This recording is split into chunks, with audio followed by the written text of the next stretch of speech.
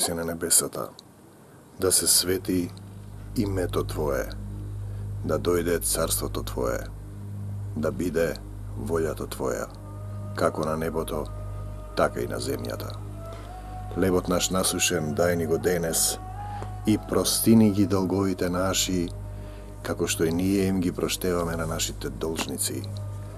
И не навоведи во искушение, но избави ни од лукавиот, зашто Твое е царството и силата и славата во сите векови и во векови. Амин. Овој циклус емисии од толкување на теми од Светото Писмо, од најголемата книга напишана од самиот Бог, која е живо слово за оние кои веруваат и за оние кои не веруваат, бидејќи неверувањето не менува ништо.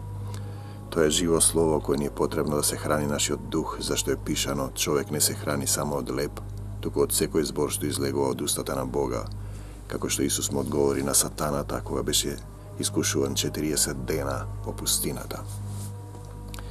Христијаните ќе ви го постават базичното прашање: дали знаеш што направи Исус Христос за тебе? Отецот Небесен, кога виде дека луѓето не можат да ги исполнат Мојсеевите 10 Божји заповеди, го испрати својот единороден син Исус Христос. Луѓето претходно носеа, ќе направи грев, ќе однесат, ќе направат курбан, ќе заколат јагне, грлица, птица, овен и со крвта своја ќе измачкаат и привремено ги откупуваа своите гревови, покажуваа покорност кон Бог. Но откако Отецот Небесен виде дека луѓето не се способни човековата грешна природа, по првиот грев на Адам и Ева во Едемската градина, кога не го послушаа Бог, ги измами сатаната и касна од дрвото за познавањето на доброто и злото, иако Господ претходно им рече: само од тоа дрво не јадете, од плодовите на тоа дрво, бидејќи ако каснете од тоа дрво ќе умрете. Ева беше излажана од сатаната, змијата, и рече дека ако каснете од тоа дрво ќе бидете како богови, и човекот ја наследи грешната природа. Господ го избрака од Едемската градина, од рајот, и човекот повеќе не беше бесмртен, стана смртен. Значи, ние зборуваме за еден гревовен човек кој не може да ги исполни законите, и затоа Отецот Небесен го испрати својот единороден син Исус Христос, невиното јагне, кој со својата света крв која ја пролеа, кој немаше никаков грев, не откупи од рацете на сатаната, не очисти како никогаш да не сме грешеле, не помири со Отецот Небесен, не освети, ни даде, ако го избереме Него, да имаме место со кровиште на небесата, да влеземе во најсветото место на универзумот, оние што ќе го изберат Исуса Христа. И затоа, читајќи го Светото Писмо, додека го работев својот докторски труд од обред до театар, тоа навистина промени нешто во мене и ја доживеав онаа духовна промена и духовен раст, односно состојбата дека човек не само што не се храни само од леб, туку од секој збор од Словото на Бога, не е само тело и душа, туку е дух животен, а во зборовите Божи има дух и живот. Ќе ви прочитам ќе толкувам неколку стихови од Светото Евангелие на Матеј, 12 глава, кога Исус исцелува еден човек. Првин Исус вели: и знаете, и ако знаевте што значи милост сакам, а не жртва. Милоста пред Бога се пофалува, пред судот се пофалува. Ако знаевте што значи милост сакам, а не жртва, немаше да ги осудите невините. Мислам дека тоа е она што нам и денеска ни достасува во Македонија и сето она што се случува во мојата земја, бидејќи ние ја немаме Божјата милост. Ќе видиме што значи тоа. И Исус отиде во синагогата нивна и таму имаше еден човек кој имаше исушена рака. И за да го обвинат, го прашаа Исуса: бива ли во сабота да се лекува? А он им рече: кој е тој, ако има една овца и таа падне во саботен ден во јама, што не ќе ја прифати и извади? А колку пак човекот е поскап од една овца? И така во сабота е позволено да се прави добро. Интересно. Тогаш му рече на човекот: протегни ја раката. И тој ја протегна, и таа стана здрава како и другата рака, а фарисеите што ми излегоа се договорија како да го погубат. Но Исус, кога разбра, се оддалечи од таму и тргна по него многу народ, и он ги исцели сите. и забрани да разгласуваат за него. И он ги исцели сите. Видете, со крвта Исусова можете да бидете исцелени ако го повикате Исус Христос да биде ваш Господ и Спасител, ако се покаете. Зашто понатаму има еден стих кој ќе дојдеме до него, кој објаснува суштината на исцелувањето. И понатаму, за да се исполни кажаното преку пророкот Исаија: ете го слугата мој кого го избрав, мојот возлюбен, што е по волјата на мојата душа, ќе го положам духот свој над него и на народите ќе им објави суд. Нема да се кара, ниту ќе вика, и гласот негов нема да се слуша по раскрсниците. И во негово име народите ќе се надеваат, а тоа е Исус Христос, Божиот Син, нашиот Господ и Спасител. Ево уште една приказна. Тогаш доведува при него еден бесен, кој беше слеп и нем, и го излекува, така што слепонемиот прогледа и проговори. И сиот народ се чудеше и велеше: нели е овој Христос, синот Давидов? А фарисеите, штом го чуја тоа, рекоа: он ги истерува бесовите по друг начин, не ги истерува освен преку Велзевула, началникот на ѓаволите. Но Исус, знаејќи ги нивните помисли, им рече: секое царство, ако се раздели, запустува, и секој град или дом, ако се раздели на противни групи, ќе пропадне. И ако сатаната изгонува сатана, тој се раздели сам против себе. Тогаш како може да се запази царството негово? И ако јас истерувам бесови преку Велзевула, а синовите ваши преку кого ги изгонуваат, затоа тие ќе ви бидат судии. Ако пак јас истерувам бесови со Духот Божји, вели Исус, тоа значи дека дошло Царството Божјо до вас. Значи, знакот за Царството Божјо е кога се истеруваат бесови во име на Исус Христос. Би сакал да го кажем и овој стих, кога Исус им вели: секое царство, ако се раздели, запустува. И секој град или дом, ако се раздели на противни групи, ќе пропадне. Секогаш кога ќе го прочитам овој стих, се сеќавам на Македонија, на македонската земја, на мојот народ, кој е запишан во Светото Писмо. Се гордее со тоа, а гордоста е грев, а сепак е разделен меѓу себе, не ја почитува Божјата заповед: љуби го својот ближен како себе си. И Македонија веројатно влезена во еден сатански круг на омраза. На омраза на едните против другите, да се тепаме, да се мразиме, и кога ја нема Божјата љубов и не ги почитуваме Божјите заповеди, тогаш целиот народ живее во проклетство. Исус вели вака: кој не е со мене, против мене е. Кој не собира со мене, тој растура. Затоа ви велам, секој греф и хула ќе им се прости на луѓето, но хулата против Светиот Дух нема да им се прости на луѓето. Ако некој каже збор против Синот човечки, ќе му се прости, се мисли на Исус. Но ако каже нешто против Свети Дух, нема да му се прости ни на овој, ни на оној свет. Значи, ние зборуваме кога Исус е вознесен на небесата, Отецот Небесен испраќа еден друг утешител, Светиот Дух, Духот на вистината, Духот утешител, за да не води и со кого сме запечатени за денот на Воскресението, и да ни даде сила за сведоштво. Ако хулите на тој свет дух, нема да ви се прости ни на овој, ни на оној свет. Не знам колку поголем број од македонските христијани, кои мислат дека се христијани, а не ја читаат Библијата, не се хранат со Словото, живото Слово од Библијата, кое е самиот Исус, знаат за Светиот Дух, бидејќи без Светиот Дух вие нема да знаете кога ќе погрешите. Тој е тој што ќе ве води, тој е тој што ќе ви покажува кога грешите, и со него ќе имате сила за сведоштво. Понатаму е пишано вака: ако насадите добро дрво, и плодот ќе му биде добар. Бидејќи христијаните треба да се гледаат по начинот на однесување, да го носат образот на небесниот. Односно да постапуваат како што постапуваше Исус, а тој вели милост сакам, а не жртви. Ако насадите добро дрво, вели вака, и плодот ќе му биде добар. Ако насадите лошо дрво, и плодот ќе му биде лош, зашто по плодот се познава дрвото, и вие се познавате по плодовите.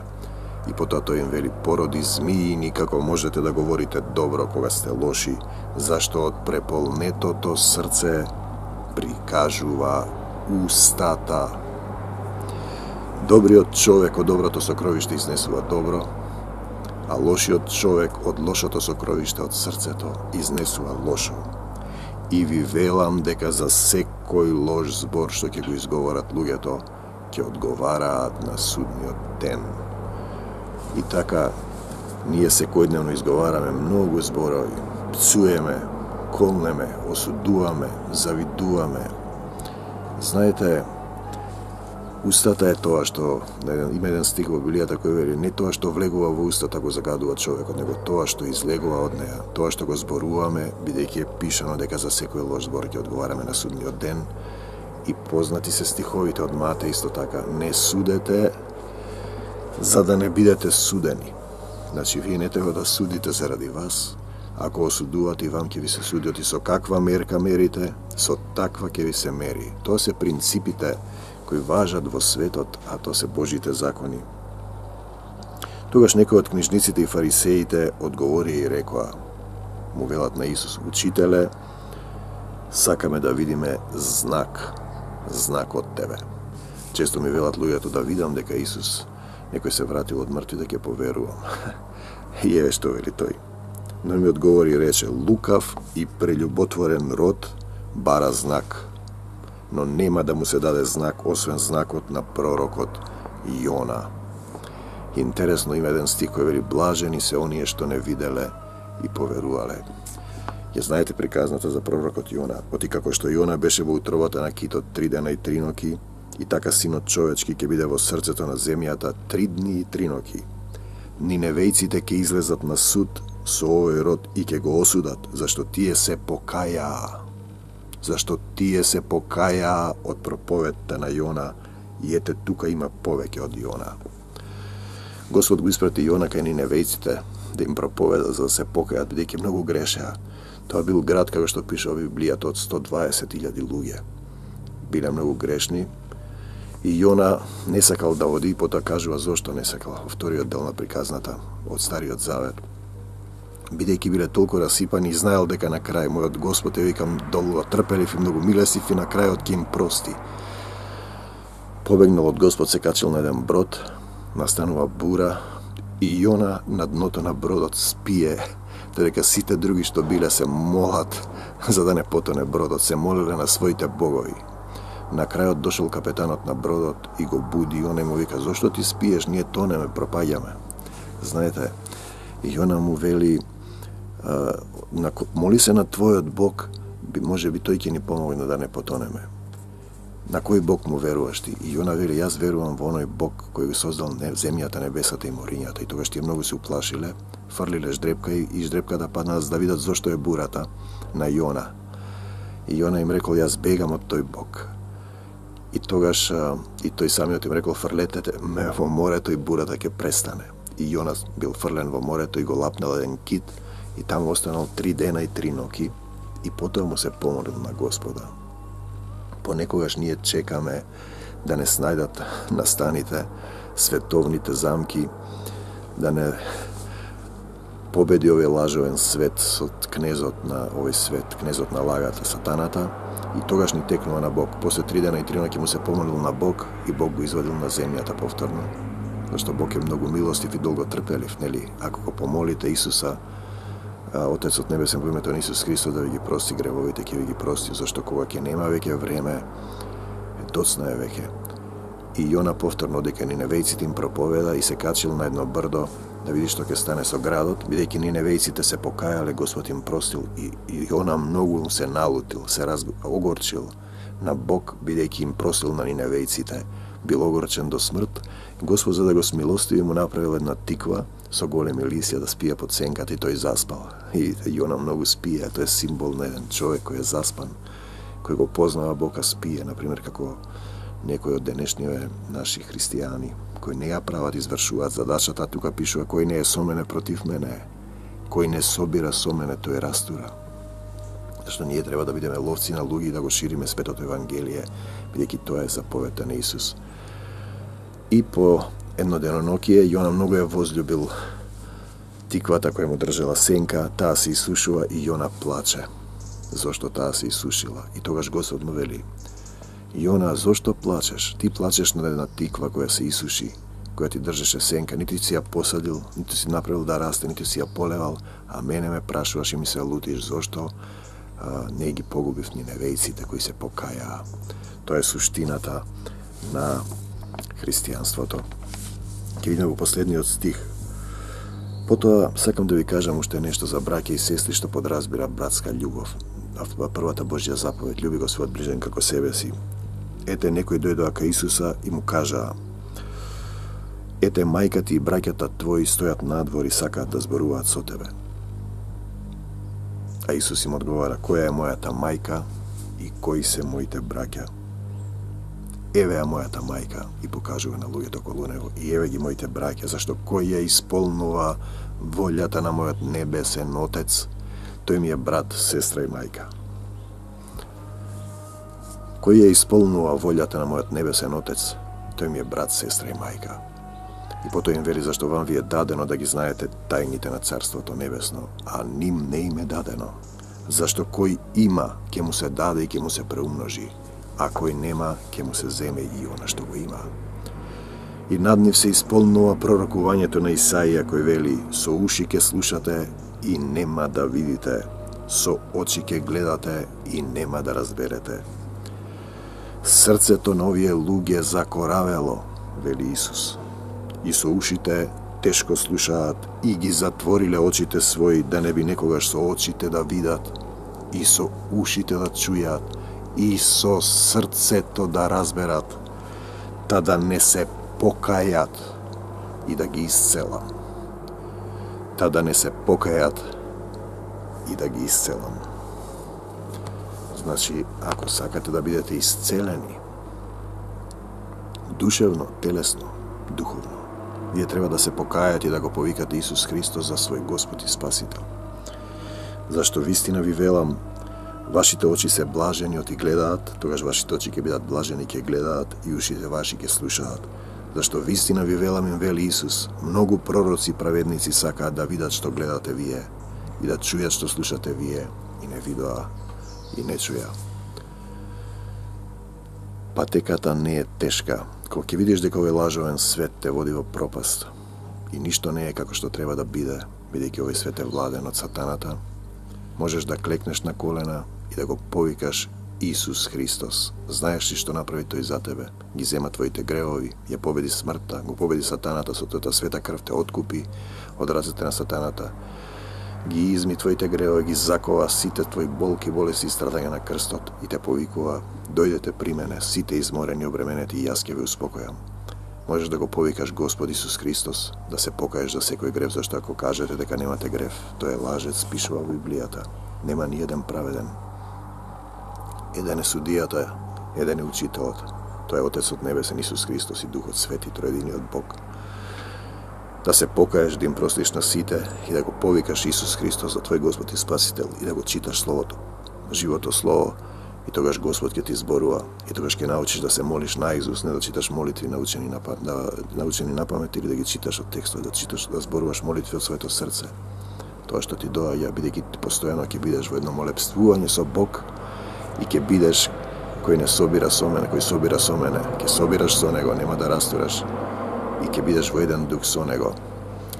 Ти благодарам, Господе, што и овој ден беше во моето срце, ми го отвори твоето срце за твојата љубов, ме облече со сила од озгора, ми ги крепиш рацеви и нозеве, душава и духот. Ти благодарам за се што си ми дал, што имам татковина, земја, семејство.